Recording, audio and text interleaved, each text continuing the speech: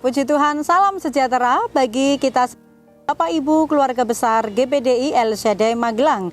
Rise up, bangkit, bergerak, berdampak. Puji Tuhan, kita adalah umat-umat pemenang yang dipilih oleh Tuhan untuk kita terus bangkit, bergerak, berdampak bagi orang-orang di sekeliling kita.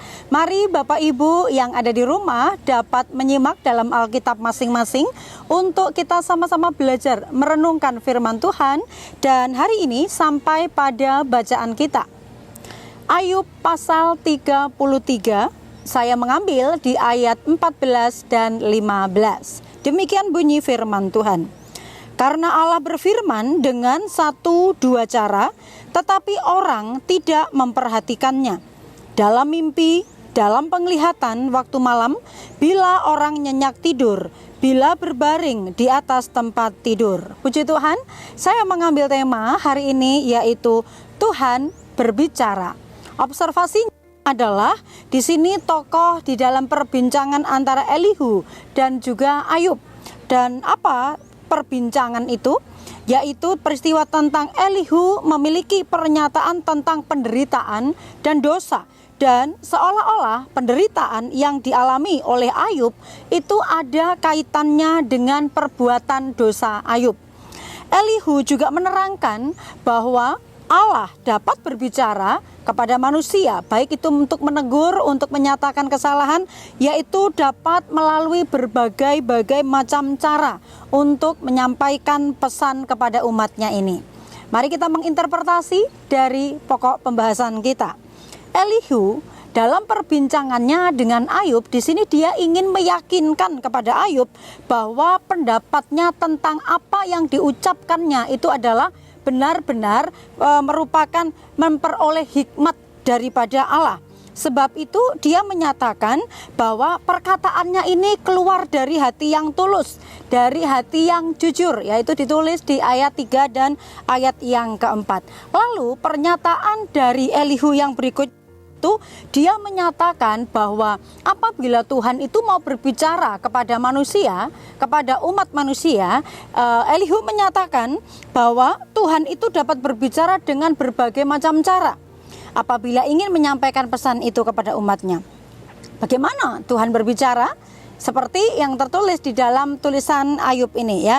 Yang pertama di situ dituliskan ya melalui mimpi. Tadi ditulis di ayat yang ke-15. Jadi Tuhan itu bisa berbicara kepada umatnya dengan petunjuk atau ingin memberitahukan sesuatu, itu adalah bisa melalui mimpi ya. Di situ di ayat yang ke-15.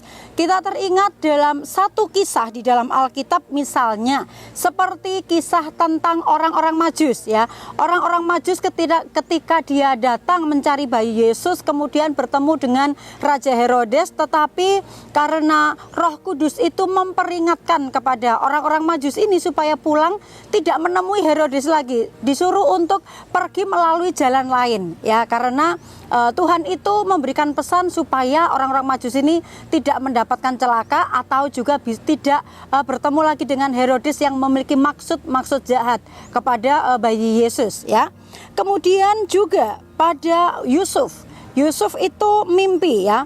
Yusuf suaminya Maria ini ya. Matius 1 ayat 20. Dia juga ketika memiliki rencana hendak menceraikan ya, hendak menjauhkan diri atau memisahkan diri dari pertunangan dengan Maria, tetapi karena Yusuf juga adalah merupakan bagian dari rencana besar Allah melalui kelahiran Yesus. Jadi Yusuf ini diingatkan oleh Tuhan melalui mimpi supaya tidak perlu takut untuk mengambil Maria menjadi istrinya ya. Luar biasa bahwa ketika Tuhan itu mau menyampaikan pesan yang penting kepada umat-umatnya juga bisa melalui mimpi. Kemudian yang berikutnya tetap di ayat 15 itu melalui penglihatan ya, melalui penglihatan. Misalnya ada satu kisah juga seperti pada waktu Yesus berbicara kepada Saulus ya. Itu di dalam Kisah Para Rasul 9 ayat 4 sampai ayat yang ke-5, di mana Saulus pada waktu itu berkobar-kobar membawa surat kepercayaan atau memiliki kekuasaan untuk bisa membunuh atau menganiaya orang-orang percaya kepada Tuhan. Jadi pada waktu perjalanannya ini ternyata bahwa Yesus tahu niat jahat atau apa yang hendak dilakukan oleh Saulus, sehingga Yesus sendiri datang melalui sinar yang begitu terang sampai pada waktu itu Saulus tidak dapat lihat, ya, tidak dapat melihat. Kemudian melalui penglihatan juga ada satu contoh pada waktu Musa melihat penglihatan dari semak duri yang berapi, ya. Jadi waktu Musa dipanggil Tuhan untuk melayani, untuk membawa bangsa Israel keluar dari Mesir, itu dimulai dari Tuhan itu memberikan penglihatan untuk menemuinya, yaitu di balik semak duri yang berapi ada suara Allah, ya, berbicara. Itu di dalam Keluaran 3 ayat 3 sampai ayat yang keempat.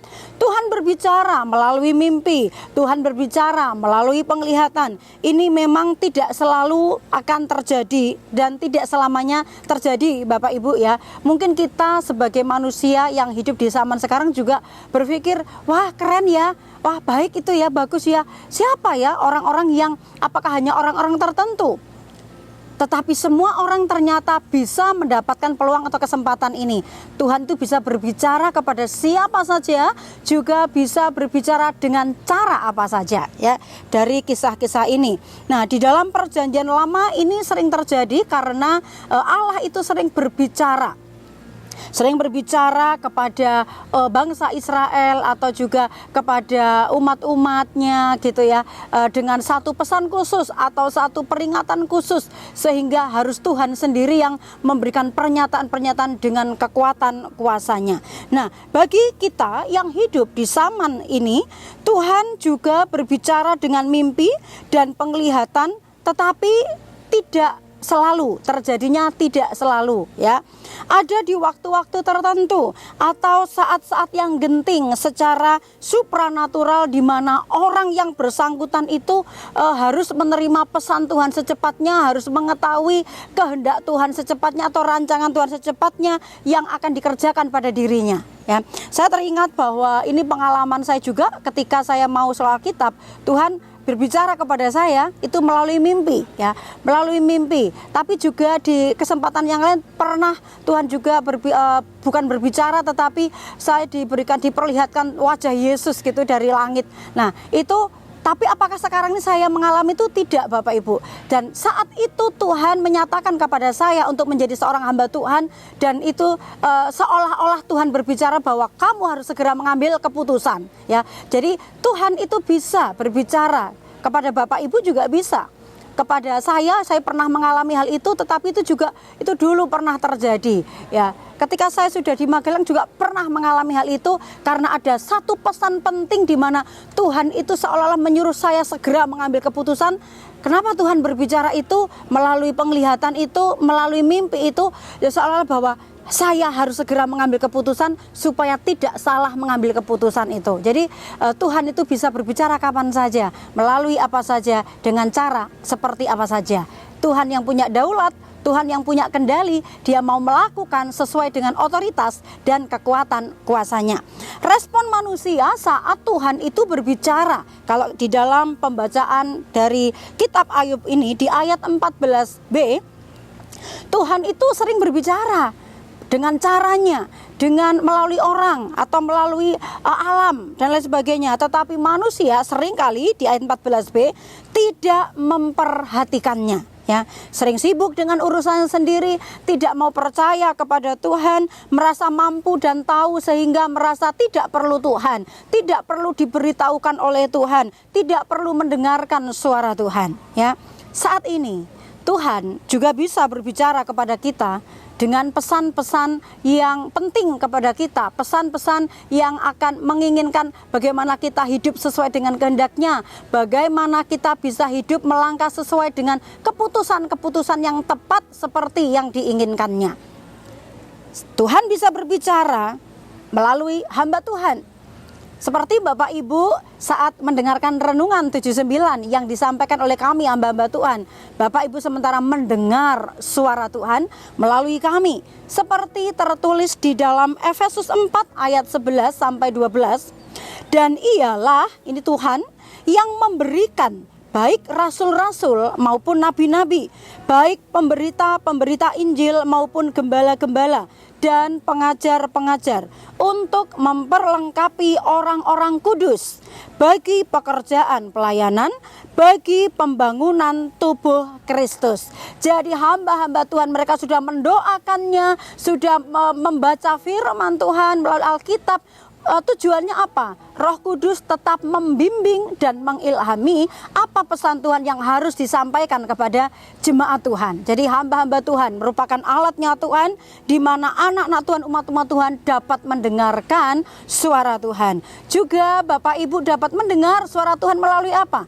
Waktu Bapak Ibu membaca Alkitab.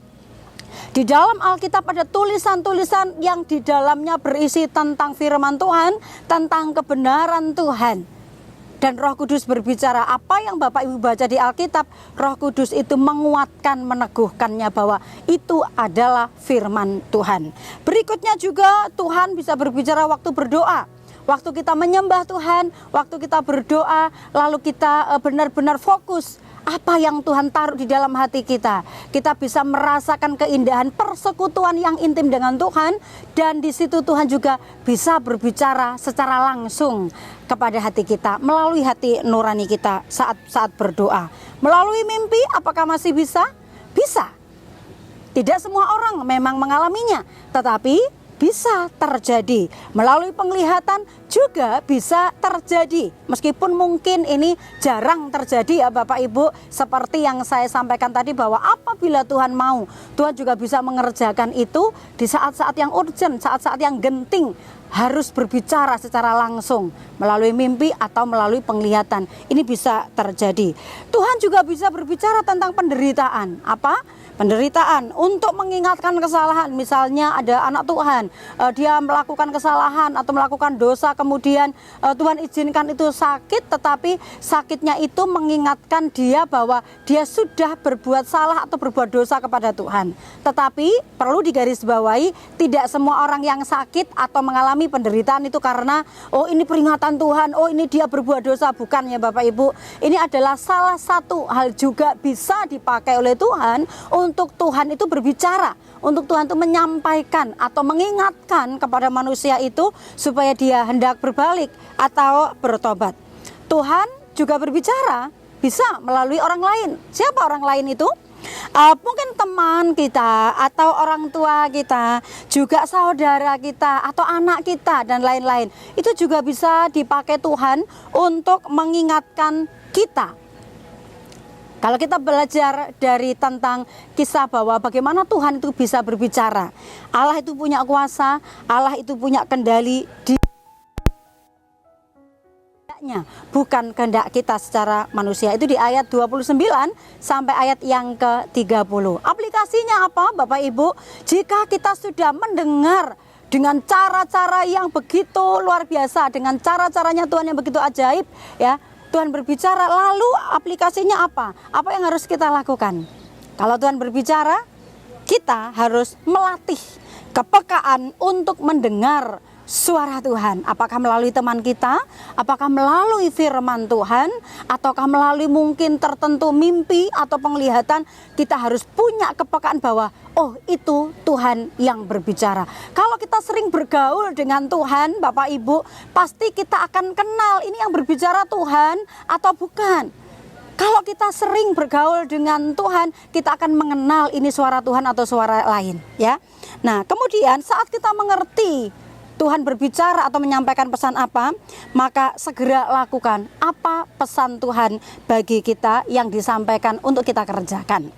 Keluaran 15 ayat 26, firman-Nya, jika kamu sungguh-sungguh mendengarkan suara Tuhan Allahmu dan melakukan apa yang benar di matanya, dan memasang telingamu kepada perintah-perintahnya, dan tetap mengikuti segala ketetapannya, maka aku tidak akan menimpakan kepadamu penyakit manapun yang telah kutimpakan kepada orang Mesir, sebab aku Tuhanlah yang menyembuhkan engkau. Haleluya.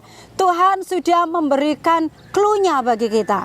Kalau kita mau mendengar suara Tuhan, Ketika Tuhan berbicara, mendengar, bukan hanya mendengar, tetapi di sini jika kamu sungguh-sungguh mendengar suara Tuhan dan melakukan apa yang disampaikan oleh Tuhan, dikatakan kita akan dijauhkan dari malapetaka, kita akan dijauhkan dari segala sakit, penyakit, ataupun hal-hal yang mendatangkan kesulitan dalam kehidupan kita. Kita bersyukur bahwa setiap pembacaan firman Tuhan ini itu tentu saja mendatangkan kebaikan bagi kita, untuk kita senantiasa menyatakan kebesaran atau kasih karunia yang Tuhan Yesus kerjakan dalam kehidupan kita.